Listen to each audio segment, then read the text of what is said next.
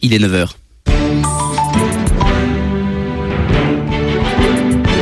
RCF en Bourgogne, le flash, Hugo Sastre.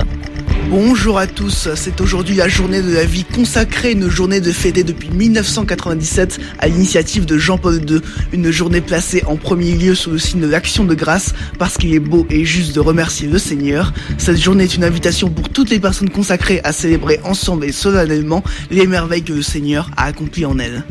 Le sénateur de Côte-d'Or, Alain Houpert, pense que François Fillon doit arrêter. En pleine affaire Pénélope Fillon, le sénateur souhaite donc une alternative aux candidats désignés par les primaires de la droite et du centre en novembre dernier. Une déclaration qui intervient alors que François Fillon s'est adressé aux parlementaires de son parti et leur a demandé de tenir au moins 15 jours, le temps que l'enquête avance. Mais un reportage envoyé spécial sur France 2 pourrait ce soir relancer l'affaire. Le magazine détiendrait des confidences de Pénélope Fillon où elle affirmerait qu'elle n'a jamais été son assistante ou quoi que ce soit dans ce genre-là. Pendant ce temps, Benoît Hamon rencontrera François Hollande à 11h, 4 jours après avoir remporté les primaires de la Belle Alliance Populaire. L'interrogation porte sur un soutien potentiel du chef de l'État. François Hollande qui a d'ailleurs manifesté son inquiétude après la mise en place du traité anti-immigration mis en place par Donald Trump, il a appelé au sens des responsabilités.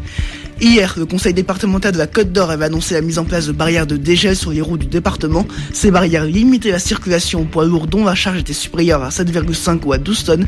Finalement, les tests effectués hier ont laissé apparaître un retour à la normale des chaussées. Plus aucune barrière de dégel n'est donc envisagée. Attention cependant à la présence de verglas sur les secteurs de Sombernon et de Gevrey-Chambertin. Il faut donc adapter sa vitesse dans ces secteurs. Les députés britanniques n'étaient pas favorables au Brexit. La Chambre des communes a pourtant validé la première étape de l'examen du projet de loi visant à autoriser Theresa May à lancer les négociations pour sortir de l'Union européenne. La loi devrait être promulguée par la reine le 7 mars. Nous vous parlions la semaine dernière de Catherine Trottmann, nommée aux victoires de la musique classique en tant que révélation artistique lyrique. Le concours de chant avait lieu hier soir sur France 3 et c'est lié à Deux Andres qui a remporté le prix. En revanche, Adélaïde Ferrière, également dijonnaise, a été sacrée révélation soliste instrumentale. Elle joue de la mariba, un sorte de xylophone. Un projet de financement participatif propose de lutter contre la maladie d'Alzheimer.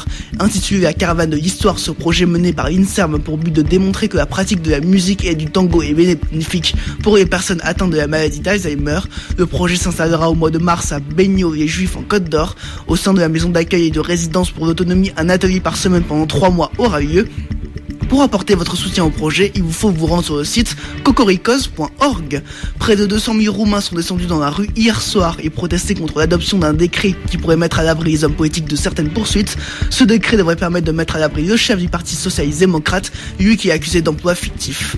La météo du jour est nuageuse mais plutôt chaude. Cet après-midi fera 12 à Arnay-le-Duc, 13 à Châtillon-sur-Seine et à Chalon-sur-Saône et jusqu'à 14 degrés à Madrid.